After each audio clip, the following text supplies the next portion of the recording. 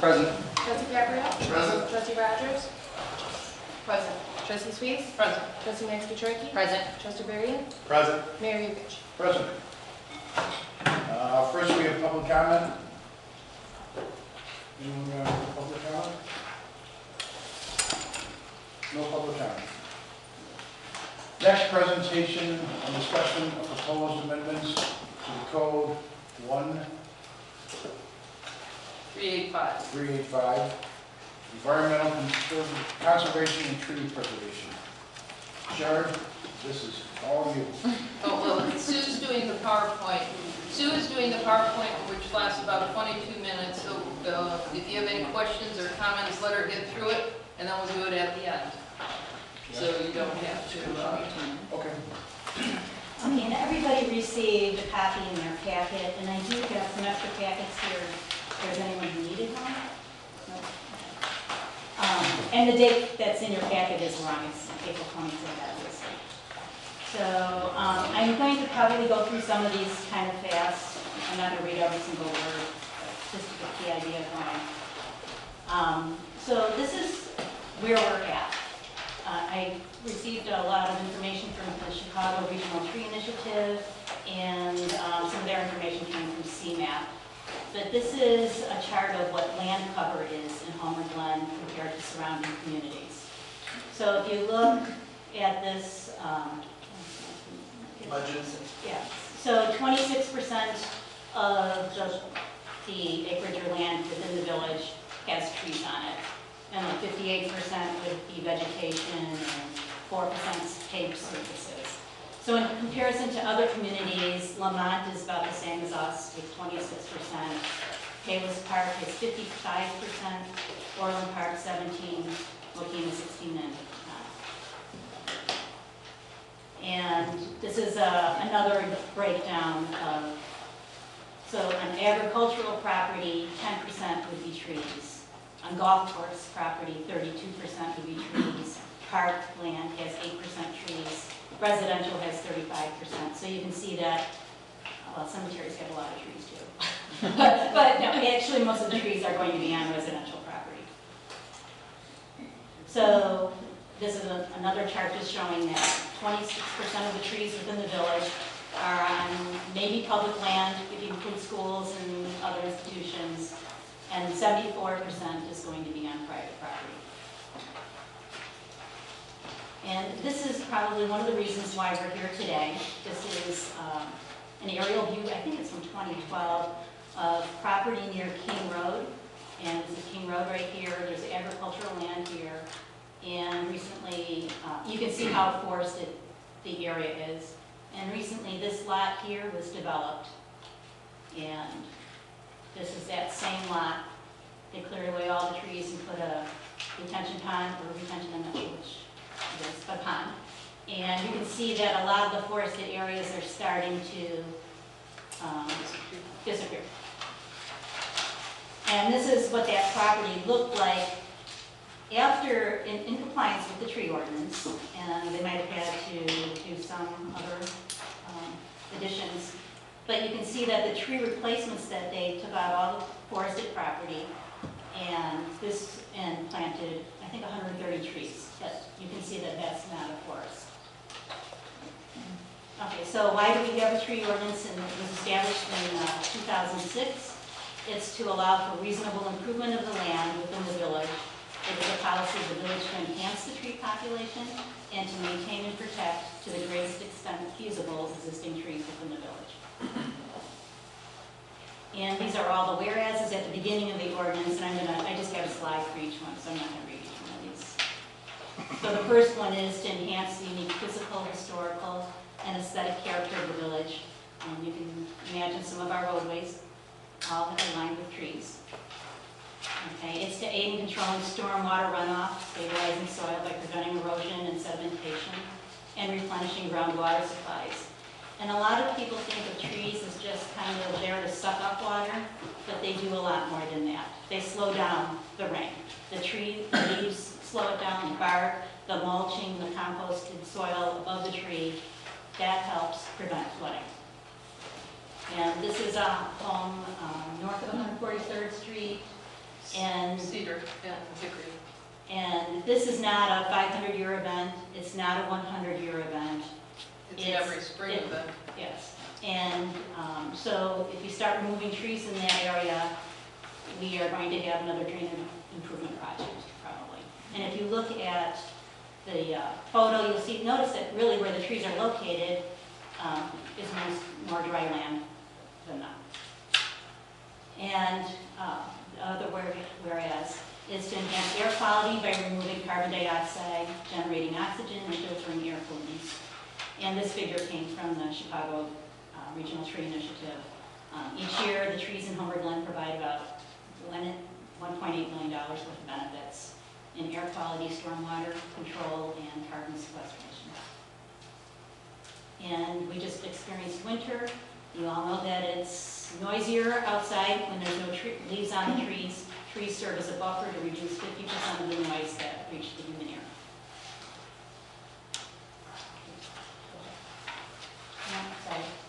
Okay, and also they reduce energy if they're planted correctly around the house. You can expect to save $250 on your air conditioning bills a year. Okay, it enhances the habitat and food source for birds and other wildlife, which in turn controls insect populations, maintains the balance of the natural ecosystems. Even the dead trees are important for some wildlife, and think mosquitoes if you don't have trees. Okay, enhance property values and create a desirable residential and commercial environment. So all sorts of studies, these are just some figures that they can increase your property values by 10%. Mature tree could be worth $1,000 to $10,000, some are even higher. And it isn't just about your property values, but it's the neighbor's property values as well. Okay, so what are the proposed changes for the ordinance? We've made the Environment Committee is proposing some changes to the definitions. The scope would be changed from 5 acres to any buildable lot. The tree removal on a non-residential zoning district would be reduced. And the tree survey and preservation plan, its significant tree size is increased, and the protected tree calculation is removed, as well as reforestation would be removed, and restitution be kept. Performance guarantee would be removed, and instead of calling it a community planting fund, it would be changed to a tree and habitat fund. These are just some of the definitions of industry standards with the ISA and NC. But what is a building activity area? It's the buildable area of a lot on the tract of property where the construction is taking place, and 20 feet in any direction of that. So again, it includes the building, the grading activities, if there's going to be a deck, a porch, patio, driveway, septic field, utility corridor, swimming pools, and detached buildings are not exempt. Okay, so trees removed from the building activity area on an approved tree preservation plan would not be subject to the restitution requirements of the ordinance. However, they would not be allowed to remove more than 50% of the trees on the tree survey. So this is an example of a building activity area. You can see the building in the, oops, sorry. Okay. So you can see the building in here. So this red area around it would be 20 feet. And this is probably even bigger because there's some kind of well or septic thing going on in the back. So the definitions removed were disturbance zone, that was replaced by the building activity area. Illinois Big Tree Champion must apply to the protected trees, which were removed. And the natural preserve was, there was more than one definition there, but there was one specific that applied to the ordinance for the code. This is what is currently in the ordinance. We have protected trees. If somebody were to remove it, there would be this whole calculation on the tree survey. They'd identify what the tree was, and then have to go to the Illinois State Big Tree Champion list, look up the size of the tree, and then determine if it's a protected tree or not. And this would be removed. Okay, the significant tree currently is 6 inches, and the proposed is 8 inches in diameter. And what I have up in front, you'll see a 4-inch tree, a 6-inch tree, and an 8-inch tree, and the garbage can is about 22 inches, just to give you a size perspective of what kind of size trees we're talking about. So in the current ordinance, they would have to inventory a 6-inch tree, which you see from the second from the left there. And now we're saying anything below the 8-inch tree would not have to be inventoried.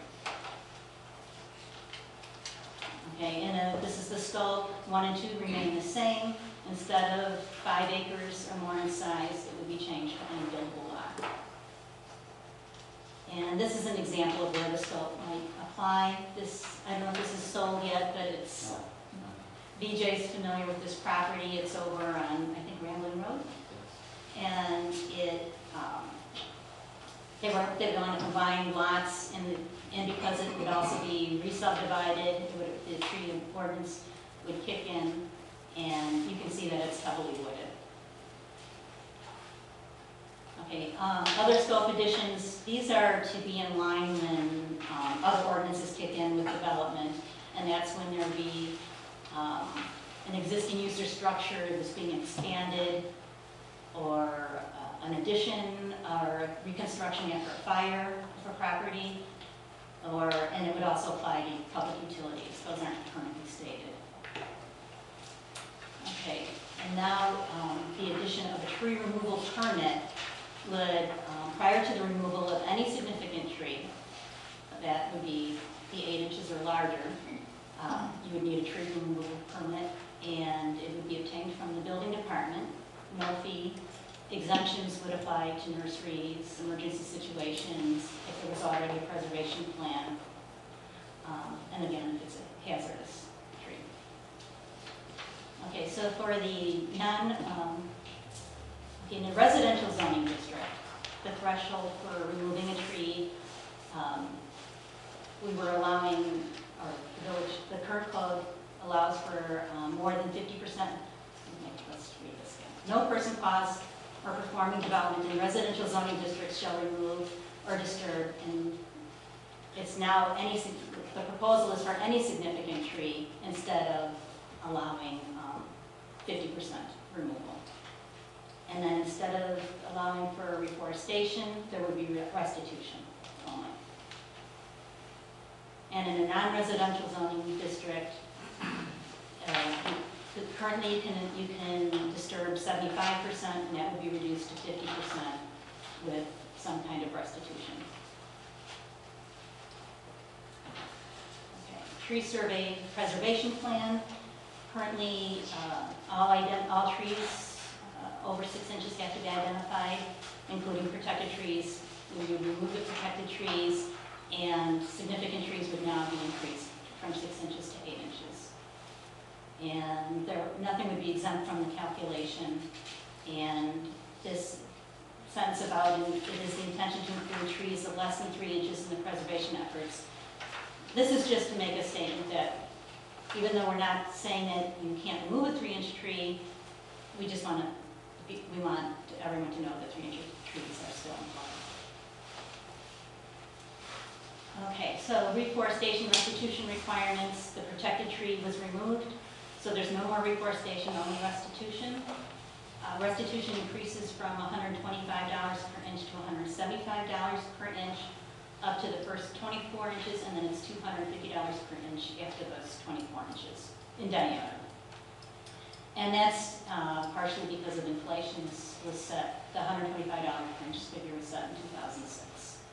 Restitution would be paid before occupancy permit is issued, and the restitution would be placed in a tree and habitat fund for reforestation projects, and those projects could include planting trees or possibly purchasing property to preserve trees.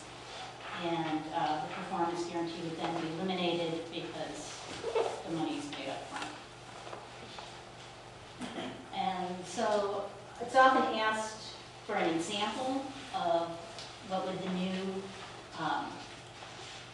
changes look like on a piece of property. This is somewhat hypothetical, taken from a half-acre lot that had 42 trees on it, And just a tree inventory was submitted, and I just randomly selected trees because I couldn't tell which ones were which. But if you look, the yellow, you can see the building on there, and then this yellow area would be the building activity area. And so this property owner would be able to remove all of these trees without any restitution. There was a fence line here, and this outline, the current code would allow all the trees to be removed up to this fence line. So what would that look like? Under the current ordinance, they would be allowed to remove 21 trees or 403 inches. In the proposed ordinance, they would be allowed to remove 15 or 224 inches. So let's say they wanted to remove about 21 inches, and we're hoping that they don't. But if they wanted to remove, what would that cost them? And they had a contractor come in and bulldoze all the way up to the fence. Well, based on the restitution currently, it would cost them $22,375. If, with the changes to the proposed ordinance of increasing to $175 an inch, and those 10 extra inches being $250 an inch, it would cost $32,000 for restitution. So the key points are the protected trees removed, significant tree size is increased from 6 to 8 inches. It applies to any buildable lot from 5 acres. And the tree removal permits required. Tree survey and preservation plan is to be completed by an ISA certified arborist. And building activity area is defined instead of a disturbance zone.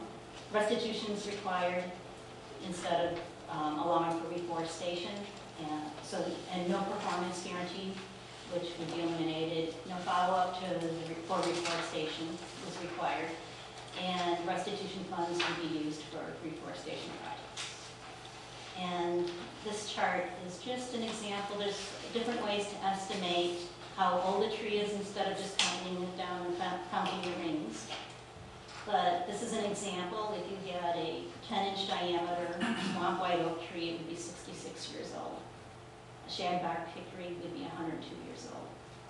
And the point of this is you can plant a new tree, but you can't take back that time it takes to grow a new tree. Thank you, Sue. Very good. Good job. Good job. Thank you. Well, questions, comments, or I have a question. So when I built my house, we had a bunch of trees. They actually weren't trees, they were weed trees. Does that play into any of this?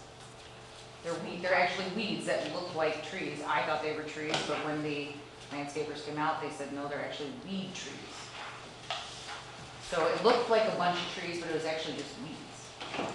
So how does that play into it? Well, were they more than 8 inches in diameter for starters? Yeah. I can tell you. And But it's a weed, it's not a tree. but usually weed trees never grow that big, that wide. No, these, I mean, yeah, they were pretty big. But they would Well, not be. They were really protected. tall, and it would depend where they fall in the building activity area. So, it didn't affect my house at all, it's along the lot line. okay. But they were weeds. So, I mean, is there, the reason I'm We- asking is, we It need could to- have been mulberry or something, some invasive type tree that somebody decided to call a weed, Mhm. but And I know Carrie had asked me about this too. It doesn't state in the ordinance for the tree inventory, it doesn't exclude like non-native species or invasive species. That might be something to include, meaning that you don't have to count invasive species. And so if they were weed trees, they were most likely an invasive species and wouldn't be considered, they would be free to remove those. Okay. Or if it's a diseased tree, that's not calculated in there. And, yeah, because there was dead trees. or there was- hazardous, or or hazardous. hazardous. Hazardous. And I think we were even removing ash trees recently because we knew that those were going to be dying. And if they were on the lot line, it's possible that they could have been on utility easement, which.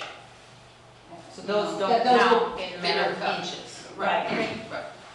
Do we need That's to what do it a does. list of That's what why I want invasive clarification. species are not counted? Do we have to make that more clear? Yes. I think so. More I would good think so. invasive. I did look at Orland Park's ordinance, and they do have a list of invasive species Okay. that we knock out. Like the box elder tree, I think they even, Calvary pear tree would be another example, buckthorn. So there would be trees that would, What does a tree inventory cost? Do you know? I mean, obviously it depends on the parcel, yeah. but I mean, are they hourly, are they per project? And who bears the expense of that, the homeowner? The developer, developer. Developer. right. So I have one question, and this is probably for the committee as a whole, is maybe to set the stage. What about our current tree ordinance is letting us down? We've had one in place now for 13 years or so, I think, right, 06, Sue, is that what you said? Right. And, you know, there are a lot of villages, municipalities that don't have any tree ordinances at all. So what about ours is letting us down, that we need to go to some fairly restricted measures? So, I mean, maybe you guys can address that, like what, I know there are specific properties that you've shown us, and we're all aware of certain ones where they've cut trees, but for the most part, several of these properties have not within their rights according to our current tree ordinance, and the other ones where they haven't, they've either gone to pay the restitution or the reforestation. I also, you know, I'd like to hear your answer to why, the why, just like, you know, what is kind of pushing this over. Well, I can answer that. We've had partial after partial where you can see the village is 24% or 26% wooded and the rest is farmland. And the people who live in these larger wooded lots, well, they're trees. And some of these people were born, grew up here in Homer Glen, they've been here for 40-some years, they love their trees. You get a person, they come in and they buy a lot and they just cut every tree down, every one, regardless. And there's nothing to protect it, those trees. And they upset the neighbors, like the guy on King where we just seen. All right, the village arborist put a metal tag on the trees that had to be saved. They started out there, and I went before you guys and pointed this out to you at several meetings. And they came and they started cutting down the trees. And the neighbors, and myself included, called the village, telling the village here, what's going on? We'll send somebody out. Did anybody come out? No. Nobody came out. And it took days for them to cut down every tree was cut down. And then what do? Then they dug a big ditch in the front. And before the water would go north, west, and drain into a creek, and then into a retention pond built by the Army Corps of Engineers, now they took all of that dirt from the east end, piled it on the west end, and for over a month, they had hundreds of semi-trucks full of earth. And that west end of the lot now is like 20 feet higher than it originally was in elevation. And what did we do? What could we do to stop all of those trees? Now even they had to plant 130 trees. The guy was gonna landscape it anyway. And then I heard some people, your peers make a comment, oh, what if the guy can't finish his kitchen off because of the $25,000 he's gonna have to pay for restitution? That lot is up for sale now for $2.2 million. He never intended to move there. It's all about turning around and making a quick buck. Okay, let's keep on track here. Right. Yeah, but this is what we're trying to say. Why is not our present tree ordinance failing us? That's one of the examples. The guy across the street from him, almost right across, it was a 7-acre lot. They subdivided it into 2 3.5-acre lot. Then the guy clear cut the entire lot. It's over 700 feet long. Cut every tree down, including the 2 big oaks on village property in the parkway. And there's nothing to protect it. And it's gone on. We have 9 acres, 18 acres, 5 acres on 143rd. Why do people buy a wooded lot, aggravate all the neighbors around, and cut down every tree? There's nothing to protect it. We're the ones who donate our time for this village to make it go in the right direction. And we're gonna have to work together so we can get this straight, so we don't aggravate the people, make them want to stay in the village, and it's up to us to work together. We're the ones who are here. It's the same faces each and every time. So let's work together, and we're here to listen to your comments, to help us, guide us to what we can do. And if we feel, it's not like Carla was saying, well, what about the inventory? You know, you gotta have an arborist come out and make an inventory. How else can you tell what you have before and after? You know, if we're gonna just take them on their word, you know, we gotta know what trees were there before. Yeah, it's expensive, but how else can we do it? I'm not opposed to it. No, I'm just saying, how else can we tried to work it out. You know, it's expensive enough when somebody buys a lot and they're gonna build a house. Now they have a tree inventory that they never had before, but how else can we do it? And I appreciate all your efforts. My only question is the ordinance failing us, or are we failing us? Is the writing failing us, or The is the fact writing that is we because don't we're not, police it failing us? it's restricted to 5 acres or more right now, and we want it to cover every buildable lot. So it doesn't, if I buy a home in DeWar Woods and you guys aren't coming out and saying you can't cut the street out. This is only for vacant lots that are not yet built on, correct? Well, that's an interesting way to put it. It is, we appear to not be policing what we currently have very well. And if Casey's point is, you know, I understand her statement that had a bunch of weeds that they removed.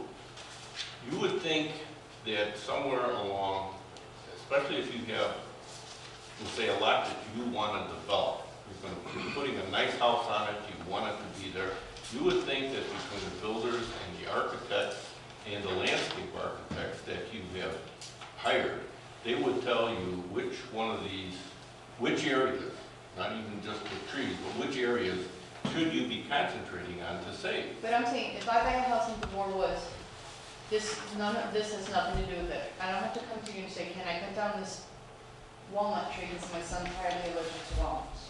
I'm not asking for permission, right? Because those are like half-acre, 1-acre lots. This has nothing to do with that then, right? Well, and I think what you're saying is you already have a house on the lot. No, yeah, I'm buying a house in DeWar Woods. And that means there's a house already there. Right, bought a house, there's a walnut tree, my son's allergic to walnuts, I'm cutting the tree down. You're not gonna come knocking on my door, right? Because this is only. The current and the proposed won't affect that lot. Okay, it's not a the vacant only lot. lots that, Right. only lots that a house is not on yet. Right, because it's a buildable lot. But the tree removal permit, according to the slides, the tree removal permit says prior to removal of any significant tree.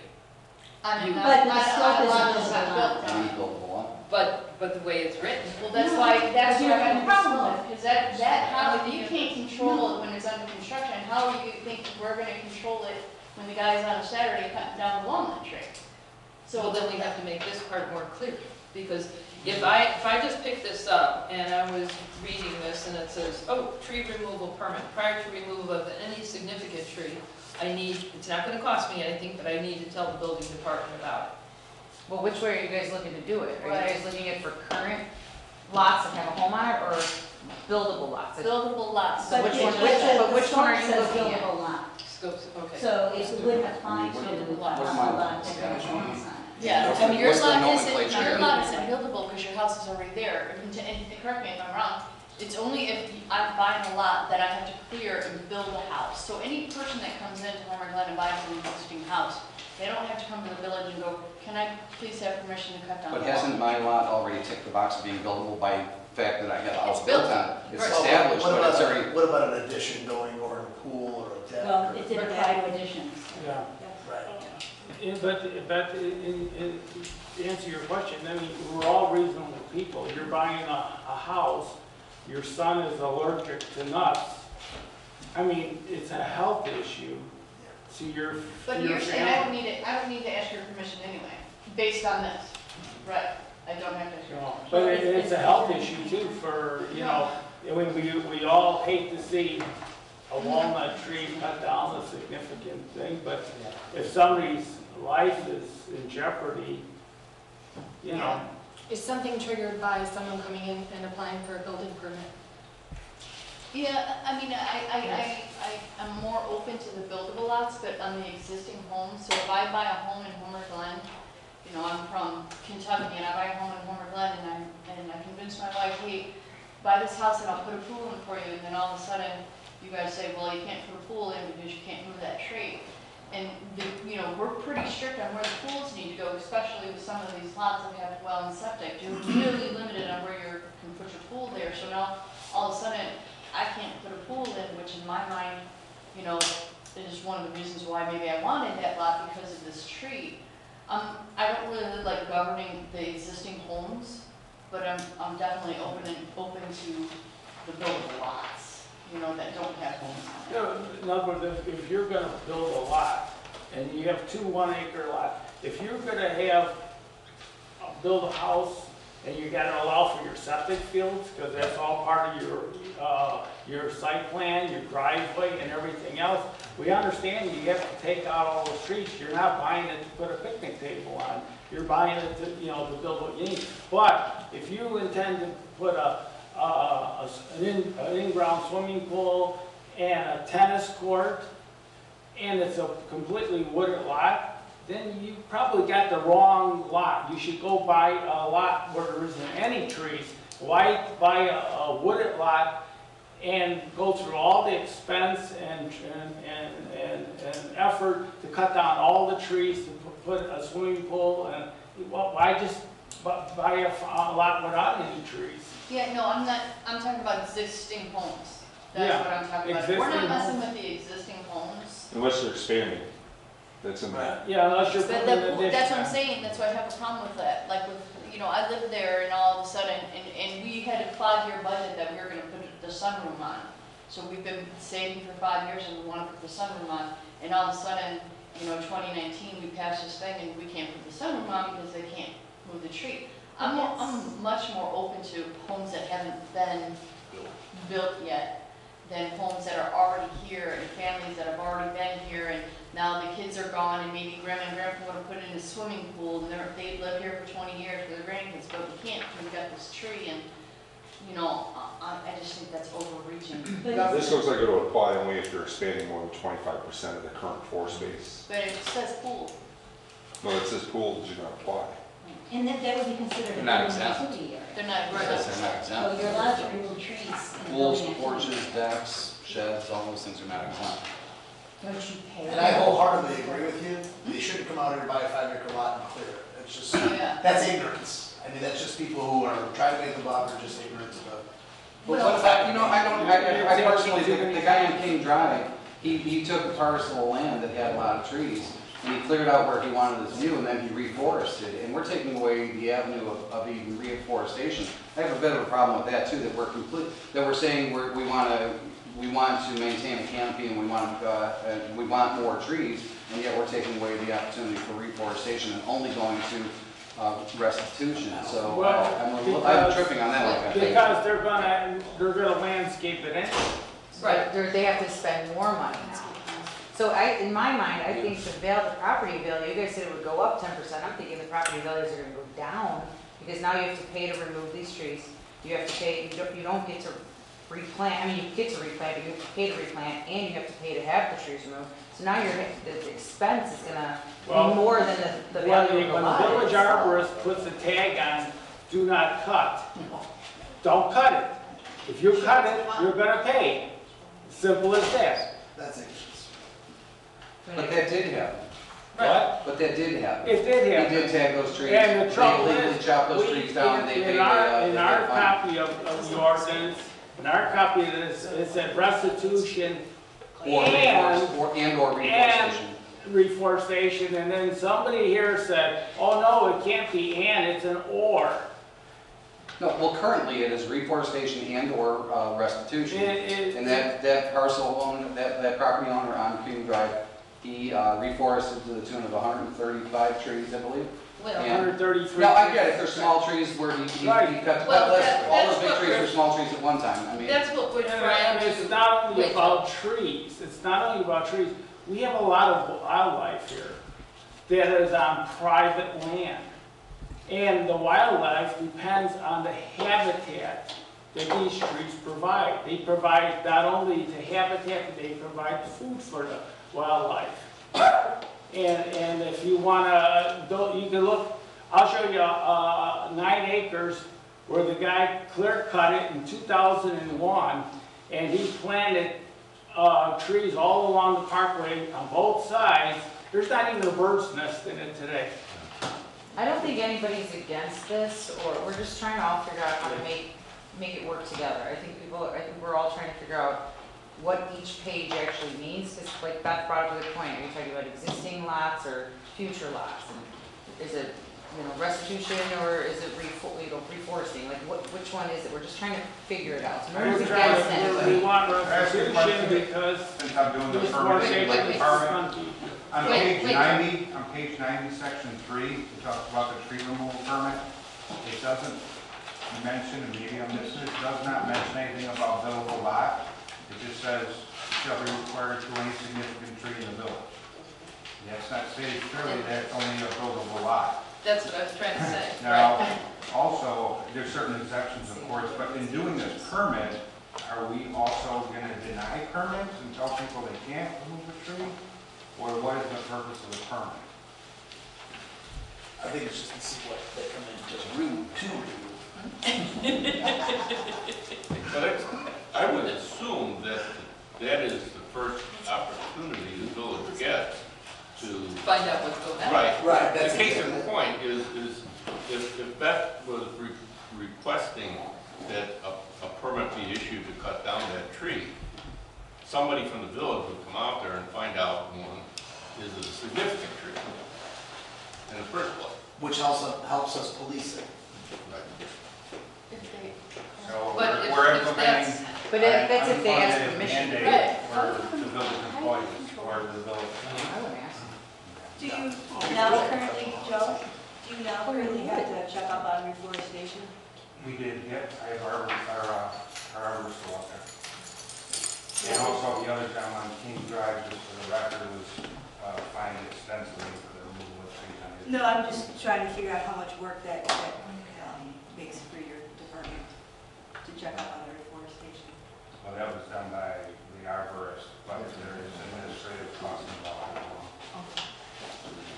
Getting back to what Keith said, a couple of weeks ago, I was on a panel with Mayor Holland from Frankfurt with regards to sustainable practices. And what the good mayor was saying is that the direction that he and his administration, and there's others in our area that are going in, is that they realize that people are going to be looking at more of the quality of life issues. And they're actually, at least in Frankfurt, they're going out of their way to try to put things like this in their agenda. They're taking areas that farmers had completely clear cut, they're taking them over, and as he put it, he said, we're going to be putting these itty bitty things in, hoping that 50 years from now, they'll look like what we wish we had. And I know Orland has spent a ton of money, justifiably, to buy up property now before it's no longer available, and they're reforesting it. So, I mean, it's a decision. You can put it in a referendum, or you guys can decide which direction do you really want to go to. Do you want to have this particular type of thing that we care about trees, we do care about. I mean, we can also talk about conservation design, things of that nature, where you are, in fact, trying to have all of your trees in a pattern so that the wildlife you do have in your area has a way to get from point A to point B. This is at least a step towards something like that. I'd like to just clarify something. oh yeah, you wanted to say something, Sue. Yeah, because the question came up about tree inventories, and that's not an unusual thing in tree ordinances. I have a whole folder here about, different communities, and Lamont has some provisions, Orland Park has some, Palos Park has some, and in their tree ordinances, for their tree inventories, Orland Park starts at 4 inches of tree, and Palos Park is 3 inches, and Lamont is 6 inches. And we're saying 8 inches. Yeah. So, So we're giving them- No, I appreciate so that. I'm just saying, when you're looking at it, you know, are we being more expensive and restrictive than other communities? In some ways, yes. But there are some ways that, you know, it's not that unusual. I have one more, well, I'll probably have more comment, but you've mentioned a few times about wholesale cutting and clear cutting, and there's already in our current ordinance, and I'm not going to try and tell you which, it's on page 90 at the very bottom, it says, no person shall, prior to issuance of a grading permit or erosion permit, conduct clear or wholesale tree cutting activities on any property within the village. So we're not discerning between buildable or established, we're not discerning between 5 acres or a quarter acre or 100 acres, any property in the village. So we already have language in there, and this is a violation of this provision shall constitute sufficient grounds for the village to refuse to grant a grading permit, erosion control permit, or other development permit. You know, you've added in there a building permit, which I think probably falls under the purview of any other development permit anyhow. But again, so we've already got protections in place for we already have a tree ordinance. We have a threshold of 5 acres on most of the developments. We have certain protections in there for any lot about clear cutting. There's a lot of protections already in here, and that kind of gets to my first question about, you know, what was the trigger? Where would we fail? Where's what's already on paper and already codified in our ordinance book? Where's that failed us? Where's that let us down? And I don't mean just like on one-off property here and there. And I understand, I'm not mitigating that at all. I know that's very important to have a whole canopy just disappear overnight. I get that. So I'm not arguing that point. But I'm trying to be clear that we can't legislate to one particular piece of property or one thing like that. You know, that's a race to the bottom. I mean, Yeah, but we right under our noses on 143rd Street. Right there. I don't know how big that lot really is. About 5 acres. Yeah. 2.5. It's not everything. 2.5 acres and 2.5. It just did. so again, getting back to Carlos' point, is this a failure of this, or is this a failure of ourselves in enforcing our own The existing scope ordinances? applies to 5 acres or higher, that's why it did not apply to that parcel. But this particular portion of our existing code says no clear cutting on any property within the village. I mean, it's right there on the bottom of page 90. Yeah, but It's already in it black. pertains to 5 acres or more. Any property in the village. Yeah, it doesn't But specify. the ordinance covers 5 acres or more. Jill? I believe you gotta read up into. So this it's is a all, so subsection. everything in here in black is predicated on 5 acres or more? I believe so, yes. It's a So we gotta, subsection. forget the 5 acres, we make it every lot in Homer Glen, like every other Buildable, community has. buildable lot. Buildable lots, That's all where I think buildable there lots. was a lot of confusion, because for me, I felt like I really couldn't support the type of, Based on 5 acres. I guess for lack of a better word, governing that we wanted to do to the current residents that live here or ones that are trying to sell their house. Yeah, So I think that needs to be very clear in there, that we're talking about pieces of property that nobody has touched yet. Okay. and we appreciate, that's why we wanted to have you here, because if I was to get up and speak before the board meeting, you get 3 minutes to talk, and then you have something to say, but it's, maybe I didn't make my point clear, and I can't respond to you, so that's why we wanted to have this meeting as like a workshop, and we appreciate what you're saying, so we could derive at a point where we could pass something that works for everybody. Okay. But Beth, on your point though, when you were saying you would be about a tree removal permit, buildable lot, or if I buy a house, okay, I buy something in Spring Creek Woods, it's heavily wooded. I see people cutting down trees and using it for firewood. I mean, they're starting to chop, oh, hey, I don't have to, this season, I saved myself $900 for firewood. I mean, how do you prevent it? I mean, yes. I don't, yeah, that's. How do you prevent That's that? the part where I I can get show hard pictures. time is we go on to people's property and say, how are we gonna govern something like that? How are we gonna regulate something like that, right? We can't regulate clear cutting, we're not gonna, there's no way, I'm on 2.5 acres, there's no way you guys know, that I trim my trees. And there's no way I'm coming and knocking on your door and saying, I'm gonna trim my trees, can you come and look and tell me how much I owe you, or how much this is gonna cost me, or, you know, I'm not taking that risk. I think for anyone to take a live tree and just start cutting it apart for firewood, it's just, Over by where I live, over the weekend, there was tree cutting, and it was encroachment. It wasn't even their property. yeah. You know, and that's probably why they did it on the weekend. Yeah. But there's no permit required at this point in time. And even if That there was was, a that's the violation. problem that we have on the weekends, you see so much, With signs. so much of, like, you know, the signs that go up, the temporary signs, you know, people sticking the signs up in the right of way, when they know they're not supposed to do it, that they're gonna do it on the weekends, because, you know, there's nobody around that's gonna go out there and. One of the issues we have too is dangerous trees that are dead. And the tree is actually on a resident's property that cannot afford to remove the tree. And it become a hazard for the people next door, so they take it upon themselves to remove the tree. Well, that might be where the fund would come in handy, possibly, if you could spend it on private property, I'm not sure. Oh, no, because then everybody, Yeah, I would say I couldn't. Everyone Yeah. wanted to- Okay, I so can't. going What is back. the, I mean, is the ideal solution of this, of a restrictive ordinance, to have zero money in that fund? I mean, we want compliance, we don't want money in a fund, right? Right? So it would be okay, so when we talk about the tree removal permit and the acreage to go with buildable lots. So I have a question on that, the building activity area. We're saying that that's kind of exempt, for lack of a better term, right? So I come, I build a lot, or I am interested in purchasing a lot. I follow the proposed ordinance. I keep all of my tree cutting within the building activity area. I build my home.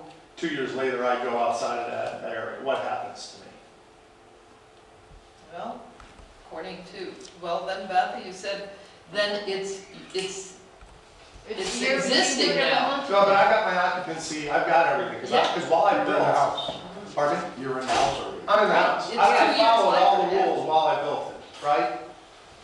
2 years later, I go outside the building activity area and I start cutting down trees without coming in for a permit.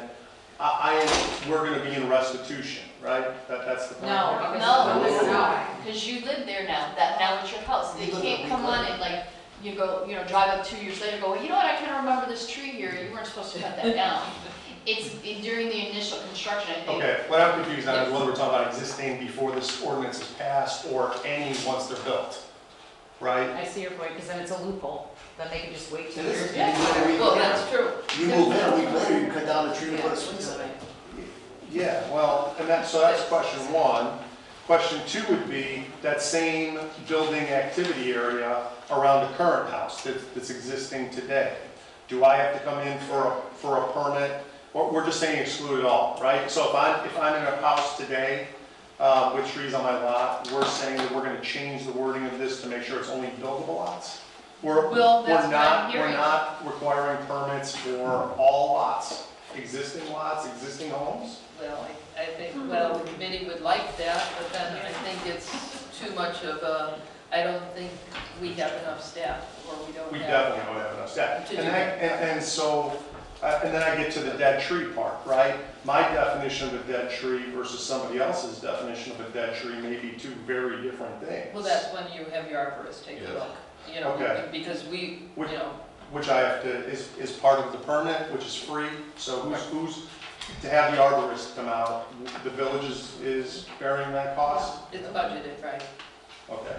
So, and then my final question would be, as we talk about the 5 acres currently and as currently written, and it seems like we have an agreement that there's a policing problem almost as much as anything, okay? And I don't dispute that for a second, because we have clear examples. I think mostly these are one-off examples that are big examples, but they are one-off examples. But I don't dispute that. I'm not sure the solution to that is to make a more stringent, more difficult to follow, And costly. costly staff, when we're saying right now we're having trouble keeping up with current policing. And that's probably my biggest issue, is in my world, in my view, there's a difference between intent, and I think the intent, and it sounds like everybody here agrees with the intent, versus the mandate. And if we can't keep up with what we have now, policing, we can talk about the permit process, but you're going to have to hire additional staff just to keep up with this. I have a Right. question. How much would this permit be? I didn't mean to cut Free. you off. It's Free. The permit's free. And then how much would it be for an arborist to come out? Depends on how many trees and how So big it the could lot. cost the village lots of money, But right? we're spending a lot already on flooding prevention fixes. Right, I'm just wondering, how much is it for an arborist to come out and look at one tree? Does anybody know? Why would the property owner have to just get a letter from the arborist, have them come out and verify that it is in fact a disease or not? Well, somebody's still gonna have to bear that cost though. Yeah. So it's. The homeowner. yeah, The it's homeowner mandatory. typically does bear that cost, not the village. That's why I think I was confused this whole time. If we're talking about pieces of parcel that don't have anything on it yet, that is something I could get behind and work. But even with that, but after 2 years, I know, then there's a loophole. I know, but it doesn't, but it can Not help after us. 2 years, after you have your occupancy. I have one more question. No, on and that. they can go down and cut the rest of the On trees. building No, I'm saying that activity after 2 Yeah, years, it yeah, could be 1 occupancy. week. It could be Oh, one yeah, well, day yeah, after when you you have can occupancy. yeah, well, it can be whatever, right, you're right. It can be whenever after, but then that's the And then the other thing, the caveat to that is commercial. How are we gonna do this on the commercial pieces, or pieces that, That's you know, your on biggest question. 159th or on 143rd, how do we do that with this? And now I'm gonna circle back, because I only have 2 seconds. I would love to see this committee work on a landscape ordinance for commercial and residential. There's a lot of, you know, Orland Park, I built a shopping center in Orland Park, very, very small shopping center. The amount of trees and things that we had to put in there was $200,000 worth of trees on an extremely small lot that fronts 159th Street. But you know what, it looks really nice now. It doesn't look like a lot of the other buildings because it's not just all red and things like that. It doesn't really disturb the signage. But at the time, as a developer, we're like, are you kidding me? But when we have developers come in here now, whether it's a residential developer, a home builder, or commercial, they give us a plan and it's got little squigglies on it. We're like, okay, we should have things that say that it has to be a 4-inch tree. It has to be this kind of a tree. You have to have X amount of ground cover. Orland, which I wouldn't say we would do it here. In Orland, you were required to put irrigation in. We couldn't do that here. We worked on a landscape ordinance Yeah. back when Ed Cage was here. And we worked out a matrix of what needed to be put in preparation for 159. Yeah, I mean, we need that now, because here comes 159th Street, you know, that's what makes me nervous, is that we could have stuff come in here and go, why did we let them put cobblestone in here instead of ground cover? Or why did we say it's gotta be a 4-inch? They put in 2 inches, and we didn't have, you know, the right to tell them anything else. We need to have that in place. We can find what we have and take a look. I would love to, because 159th Street is right here. It's right around the And corner. 143rd, and it should also, That's part of the scope for the. Comprehensive plan, and Yeah. we got council right behind, so he's part of it, so. I'm looking at you. And just for the record, my weed trees that I removed, I am putting bigger trees up, just so everybody knows. Bigger weed trees? Bigger weed trees. Well, we appreciate that. Huge ones, cost lots of money. Yeah. One last question on the building activity area that Brian touched on. So far, all we've really been looking at this as is one-off lots, a buildable lot. What about a subdivision? If I have a subdivision with 100 lots, is the buildable area each individual lot? Because it doesn't say just about taking down trees, it says construction activity. So if I'm working on this lot, can I not drive my Bobcat point of least resistance over to the next lot? Do I have to drive all the way up to what's going to be the That's proposed street, exactly what over and the back guy up talked through that? about at the Jensen property. He was gonna come in and from Fetterman Creek to 159th Street, flatten everything out, put up these itty bitty places, and then put sticks in the ground, and he says, I'm back to Arlington Heights. Is that what you want? I don't think that answers the question. All I'm asking Well, is, does he have to stay within that You- buildable area? Look at MI Homes, look at any of these guys. When he comes in, the But very it first doesn't, thing he it does doesn't is slap necessarily, it everything. doesn't only say that you can only take out, you can't take out trees, it says you cannot do any construction activity What would you outside like of the buildable. Keith, what would you like to see a developer do if he's putting in 100 homes? What is it you want to see him do? There's a lot of things I'd like to see him do. I'm asking right now, what is Now's this the time. restricting him to? Does he have to drive to what's a proposed street to go from one platted lot to the next, to stay within that buildable area? I think you just answered it with the plat comment. It's an individual property. So, but on a subdivision, you would have potentially 100 of those. So is the path, is driving the Bobcat from this platted lot to this platted lot, if I went across the back of it in what is technically outside of the buildable activity area, but it's the path of least resistance when I'm building, there might not be trees there, but it's still construction activity and it's outside of the allowable area. If you run over the root of an oak tree, a giant oak tree, Yeah. 200 years old, with a bulldozer, you'll kill the Well, tree. bulldozer will, but you talking Bobcat, which. Yeah, well, a bobcat will be different, but a bulldozer. But ideally, if you build a subdivision that's farmland, you want to take out everything and this way you can grade it so there's no flooding or anything. With wooded lots, you can't grade it. You can't. When I built my house, all we could do was put the house, clear out the trees for the house and clear out where the septic runs were gonna be, and everything stayed. However, the drainage was, however it was, you could put some pipes in for drain to help the drain, but that's how it is. You can't grade a wooded lot.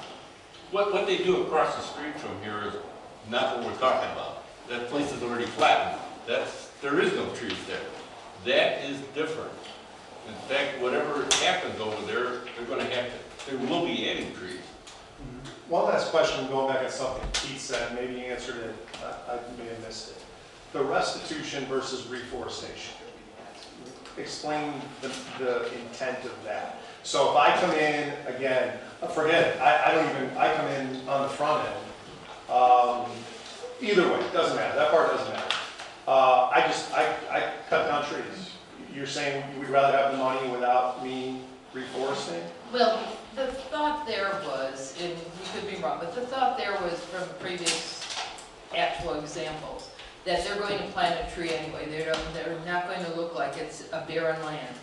The thing is, they're cutting down heavily wooded acres of trees, putting up stick figures, what we call. So it's like, they get away, it's easier for them to do that. You know, well, as you've seen in the example, Sure. I mean, heavily wooded areas, they put up, oh, hey, I planted 100 stick figures.